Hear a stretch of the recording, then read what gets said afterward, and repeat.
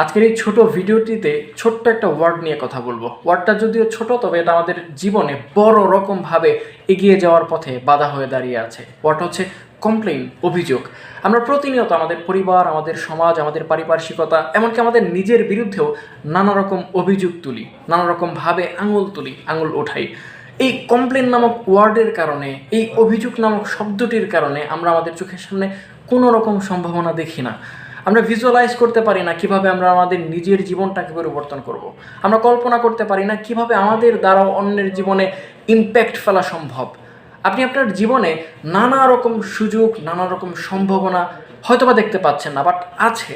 আপনি যখনই আপনার নিজের জীবন, আপনার নিজের পরিবার, আপনার নিজের বন্ধুমহল, আপনার পারিপার্শ্বিকতার বিরুদ্ধে অভিযোগ ওঠানোটা বন্ধ করবেন, আপনার জীবন নড়তে শুরু করবে, এগিয়ে যেতে শুরু করবে। আপনি কল্পনা করতে পারবেন আপনি অসংখ্য মানুষের জীবনে গুরুত্বপূর্ণ ইম্প্যাক্ট ফেলে যাচ্ছেন। আপনি ভিজুয়ালাইজ করতে পারবেন ধীরে ধীরে আপনি কীভাবে উন্নতির দিকে এগিয়ে যাচ্ছেন। আপনি জাস্ট কমপ্লেন নামক শব্দটা 1 মাসের জন্য বা 1 সপ্তাহের জন্য বাদ দিয়ে দেখেন, আপনি আপনার সম্ভাবনা, আপনি আপনার সুযোগকে কতটুকু গ্রো করতে পারেন।